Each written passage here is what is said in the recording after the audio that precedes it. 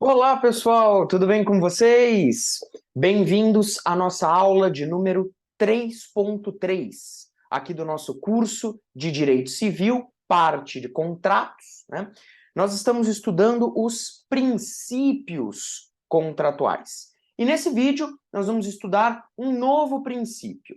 Terminamos, portanto, o princípio da função social dos contratos, e agora nós vamos iniciar um novo princípio, tá? Na verdade, vamos iniciar e já terminar na aula de hoje, tá? Eu vou iniciar aqui o compartilhamento. Pronto, tá aqui. Este é o nosso terceiro princípio, o princípio da força obrigatória dos contratos.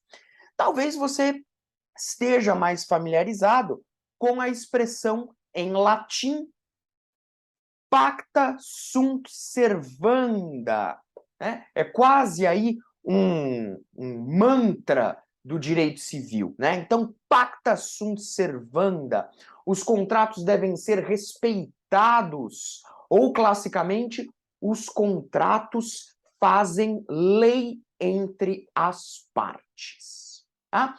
Então, o princípio da força obrigatória dos contratos, o famoso pacta sunt servanda, ele decorre de uma ideia clássica de autonomia da vontade.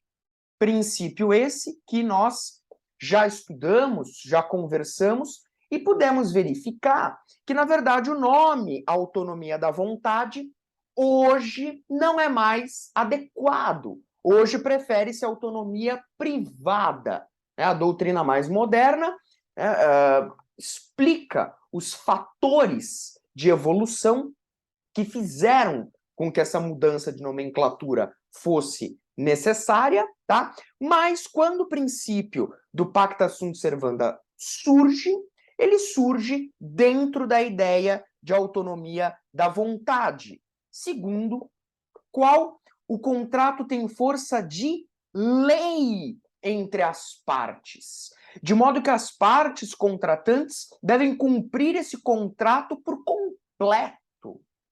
Então, o contrato faz lei entre as partes. Assinou, já era. Né? Assinou, já era. Então, essa ideia, como nós vamos ver, né, está um pouco ultrapassada. Esse princípio, né, note você, que ele ainda, sem sombra de dúvidas, está no nosso ordenamento. Não de forma expressa, tá? Esse princípio da força obrigatória, ele não está expressamente previsto no Código Civil, mas quando nós fazemos uma leitura de alguns dispositivos do Código, nós acabamos por concluir que este princípio ele encontra guarida no nosso ordenamento. Então, quando nós estudamos o cumprimento das obrigações, quando nós estudamos o inadimplemento das obrigações, nós podemos verificar que, de fato, quando eu celebro um contrato, eu tenho que fazer de tudo para cumprir aquilo que eu avencei, né? Tem que fazer de tudo para poder cumprir aquilo que eu me dispus. Então, esse princípio, apesar de não estar expresso no ordenamento jurídico, né, ele acaba sendo extraído de uma interpretação que nós fazemos de alguns dispositivos do Código Civil, como, por exemplo, os artigos 389, 390, 391, tá? Quando está lá na parte das obrigações, do cumprimento obrigacional e do inadimplemento, tá bom? Bom, esse princípio, o berço dele, né, o nascedouro dele, é lá no direito romano, há muito tempo atrás, né? Quando esse princípio ele nasce no direito romano, ele era tido na época como uma regra máxima. Né? Veja, a ideia de lei, o contrato ele seria uma, entre aspas, né, uma mini-lei. Então, da mesma forma que eu tenho que cumprir a lei, as partes contratantes devem cumprir o contrato, né? A ideia é a mesma, a obrigatoriedade é a mesma. E naquela época você não podia falar, né, praticamente em revisão do contrato ou extinção do contrato, a menos que você tivesse aí uma razão plausível, né? Então os contratos eles tinham uma força obrigatória praticamente máxima, né? Uma força obrigatória muito forte. E isso estava diretamente ligado à ideia de segurança jurídica. Porque se você não cumprisse os contratos, se você permitisse de maneira muito fácil que os contratos fossem revistos, extintos, etc., etc., você estaria gerando para toda a sociedade insegurança jurídica. Tá? Então, em nome do Instituto da Segurança Jurídica, é que nós tínhamos o princípio da força obrigatória como sendo um dogma quase que inquebrável do direito civil. Bom, é claro que, como nós já estudamos, né, com o passar do tempo, evolução da sociedade, evolução do mundo capitalista, pós-moderno, nós não podemos mais ter essa concepção estanque de contrato. Então, com o passar do tempo, com a evolução do mundo, né, de uma forma geral, nós não podemos mais ter essa ideia de que o contrato ele é máximo, né? Ele tem uma força máxima. Não é bem assim. Diversos fatores acabam por levar a um abrandamento desse princípio. E hoje nós podemos dizer com muita tranquilidade que o princípio do pacta sunt servanda ele está relativizado por uma série de motivos, por uma série de fatores, ok? Até mesmo quando nós formos estudar a revisão dos contratos, isso vai ficar muito claro, né? Que essa ideia do pacta sunt servanda não tem mais a mesma força que tinha há muitos anos atrás, tá? Então, hoje, esse princípio está mitigado, está relativizado, ok?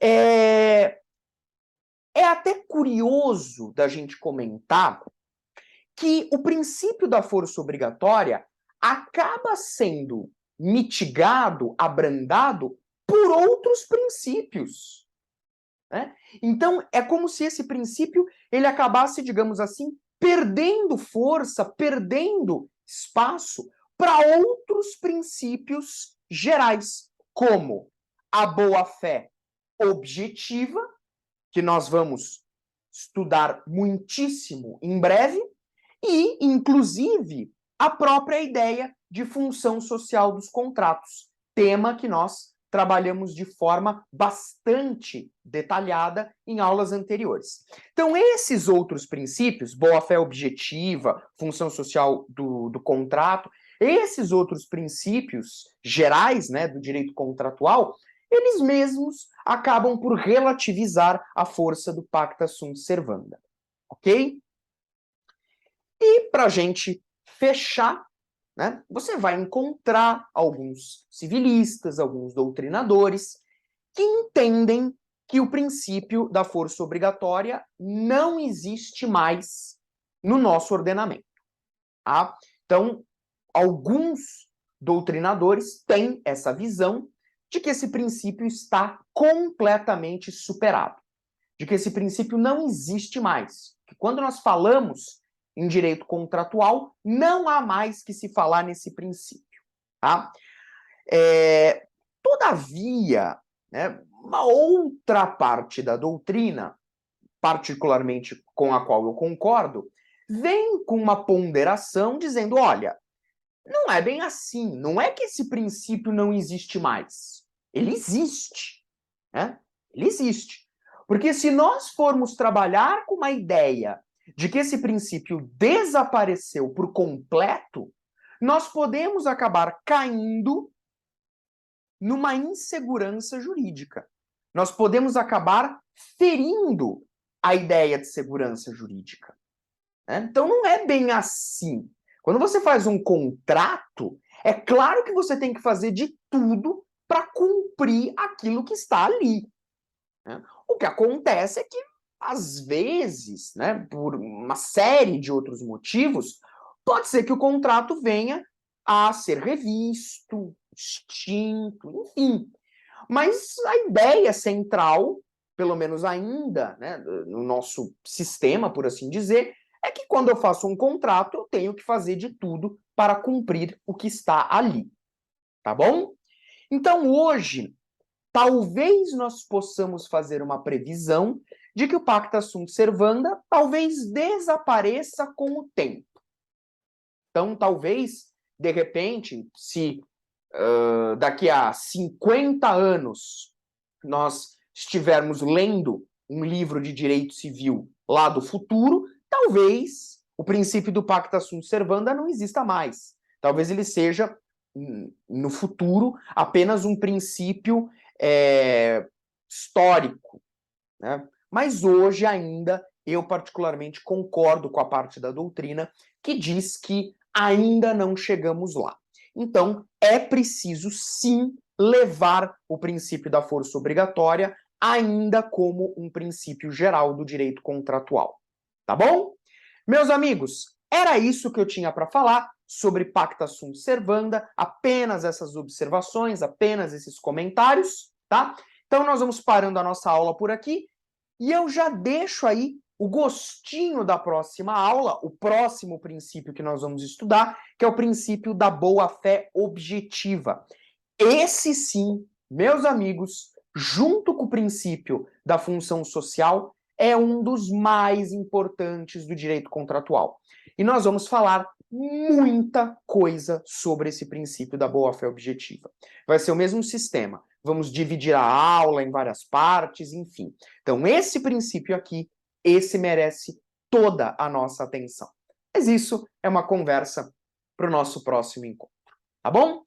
Interrompendo, então, o compartilhamento e, novamente, agradecendo a sua atenção, seu carinho e, se possível, deixa aí o seu like para ajudar a gente a crescer, tá bom? Forte abraço e até a próxima!